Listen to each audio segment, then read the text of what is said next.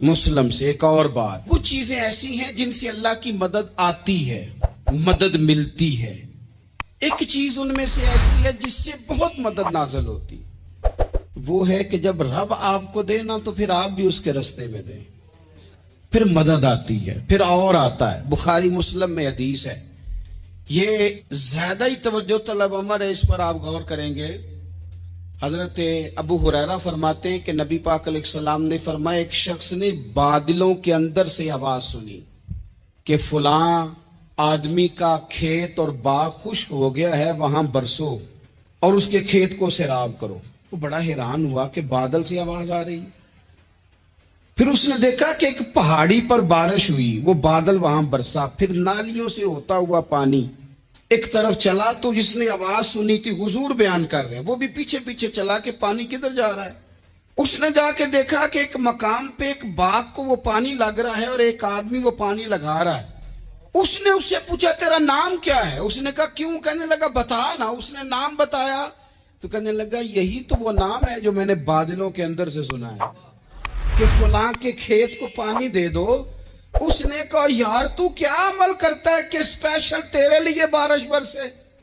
یہ بخاری پڑھ رہا ہوں، سیاستہ سے حدیث عرض کر رہا ہوں. اس سے پوچھا تو کیا کام کرتا ہے کہ جناب اللہ تبارک و تعالیٰ کا حکم کرم آیا کہ خاص تیرے لیے پانی برسے اور تیرے کھیت کو سیراب کرے. تو اس نے کہا چھوٹا ذمہ دار ہوں، پر جب فصل اگتی ہے تو 3 حصے کرتا ہوں. ایک حصہ اپنے بال بچوں پہ، بہن بھائیوں پہ خرچ کرتا ہوں، ایک حصہ پورا، اور ایک حصہ دوبارہ کاشتکاری پہ لگاتا ہوں، اور تیسرا حصہ خالص میں نے مسکینوں، یتیموں اور غریبوں کے لیے رکھا ہوا ہے. وہ جو تیسرا حصہ اللہ کرے آپ سمجھے، وہ رب کے بندوں پہ تیسرا حصہ خرچ کرتا ہے نا، تو کریم مالک نے فرمایا جہاں سے غریب کا حصہ جاتا ہے وہ کھیت خشک نہیں رہنا چاہیے. وہ جہاں سے مسکین روٹی کھاتے ہیں وہ خشک نہ رہے. جہاں سے یتیموں کو کچھ آتا ہے کہیں اس کی فصل رہ نہ جائے. میں اور آپ بھی اگر اپنے مال میں مسکینوں، یتیموں، غریبوں کے حصے رکھ لیں گے تو فصلیں خشک نہیں رہیں گی. ان کے اندر تازگی آئے گی، نور آئے گا، کرم آئے گا، خاص کر خدا کی رحمت برسے گی. مدد اللہ سے چاہیں، اپنی توجہات کا مرکز رب رسول کی ذات کو بنائیں، پھر آپ محسوس کریں گے کہ بڑی جلدی اللہ تعالیٰ کی مدد آنے لگی ہے. کبھی آپ صرف کہہ دیں نا میرا رب میرے ساتھ ہے، اس لفظ میں اتنی طاقت ہے کہ دشمن ویسے زیر ہو جاتا ہے. زندگی میں کسی سے بھی لڑائی ہو، اچھی طرح سوچ لیں کہ اللہ اس طرف ہے یا اس طرف ہے. اگر آپ زیادتی پہ ہیں تو پھر رب مظلوم کی جانب ہے. اگر اللہ کی مدد آپ کے ساتھ ہے تو دنیا کی کوئی طاقت آپ کو گرا نہیں سکتی. اور اگر آپ مظلوم کے مقابلے میں ظالم بن کے آپ کھڑے ہو گئے ہیں اور آپ نے رویہ وہ اختیار کیا ہے کہ جس میں مدد نہیں آئے گی، تو پھر یاد رکھ لیں کہ آپ کوئی بھی ہیں، کہاں بھی ہیں، آپ کمزور ہیں. طاقتور تھے ابتدائے اسلام میں، ظاہری طاقت تھی کفار مکہ کے پاس. وہ ڈنڈوں سے مارتے تھے غریبوں کو، ان کے ہاتھوں میں ڈنڈے تھے، پر خدائی طاقت ان مظلوموں کے ساتھ تھی. صاحب زرقانی نے لکھا ہے حضرت زنیرہ رضی اللہ تعالیٰ عنہ ایک لونڈی ہیں، غریب ہیں. ماڑے دا کی کام محمد ناس جانا یا رونا، غریب سادی بی بی اور لونڈی کنیزہ، ایک مشرک کی کنیزہ تھی. انہوں نے کلمہ پڑھ لیا. وہ ڈنڈوں سے مارتا، دروں سے مارتا، تکلیف دیتا.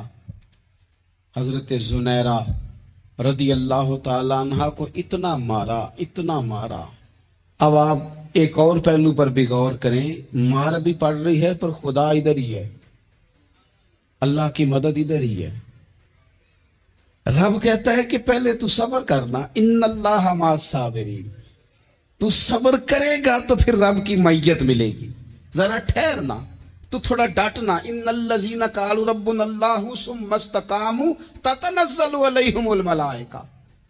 تو کہے اللہ میرا رب ہے، پھر تو پہلے ڈٹ، پہلے تو نے ڈٹنا ہے. ثم استقاموا، جو ڈٹ گیا، تتنزل علیہم الملائکہ، ڈٹنے والے کے لیے مدد آتی. پہلے تھوڑا ٹھہرنا پڑتا ہے، پہلے تھوڑا صبر کرنا پڑتا ہے، حوصلہ کرنا پڑتا، اس کے بعد مدد آتی. مار پڑ رہی ہے، مارا جا رہا ہے. حضرت زنیرہ کو ان کا مالک جو ہے ظاہری آقا وہ مار رہا ہے. یہ کنیزہ ہے، اتنا مارا ان کی بینائی چلی گئی، نظر آنا بند ہو گیا. ابو جہل آیا اور کہنے لگا زنیرہ دیکھا نا ہمارے بت تیری آنکھیں لے گئے، معاذ اللہ، لات و منات ہمارے بتوں نے تجھے اندھا کر دیا. اب ایسا نہیں ہے کہ بی بی روتی جا رہی ہے، مایوسی معاذ اللہ، پریشانی، غریبی بڑی ہے، پوچھنے والا کوئی نہیں، یہ باتیں نہیں. کیا جملے ہیں خاتون کے، کیا لفظ ہیں. ابو جہل نے تنزیہ کہا معاذ اللہ، کہنے لگا دیکھا نا ہمارے بتوں نے تجھے اندھا کر دیا. تو جناب زنیرہ آنکھوں کی بینائی گئی ہے، رات کو گئی ہے، دکھ ابھی تازہ ہے، لیکن اللہ پہ جو توکل ہے، اپنے مالک سے جو رشتہ ہے وہ اتنا مضبوط ہے، اتنا طاقتور ہے، اس میں اتنی گہرائی ہے کہ حضرت زنیرہ بول کے نا اتنی قوت سے بولی، اتنی طاقت سے بولی کہ پورے کفر پر لرزہ طاری ہو گیا. فرمانے لگی تمہارے بتوں کی کیا اوقات ہے کہ وہ میری بینائی لے جائیں، یہ میری رب کی حکمت کا تقاضا ہے. جب تک اس نے چاہا زنیرہ دیکھتی رہی، اور جب اس نے چاہا زنیرہ کی آنکھوں کی بینائی چلی گئی، اور اگر وہ چاہے گا نا تو بینائی واپس بھی کر دے گا. اگر ہو ذوق یقین پیدا تو کٹ جاتی ہیں زنجیریں، اگر وہ چاہے گا تو بینائی آ بھی جائے گی.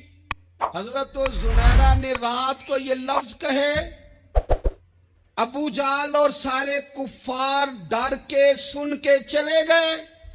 آپ اطمینان سے آ کے بستر پہ سوئی. جب سویرے اٹھی تو اللہ نے آنکھوں کی روشنی واپس کر دی تھی. آنکھوں کی اب چھڑی پکڑی ہے، بازاروں میں گھومتی ہے، کہتی ہیں بلاؤ کدھر ہے تمہارے لات و منات، دیکھو میرے رب نے روشنی واپس کر دی. آ کر میرے ساتھ ادھر آ، ستمگر ہنر آزمائے، تو تیر آزما ہم جگر آزمائے. بیمار لوگوں یاد رکھو، کہہ دیا ڈاکٹر نے کہ تو بڑا بیمار ہے، تو بڑا کمزور ہے، یہ ہو گیا وہ ہو گیا، تو ڈاکٹر اپنے علم کے مطابق بات کر رہا ہے.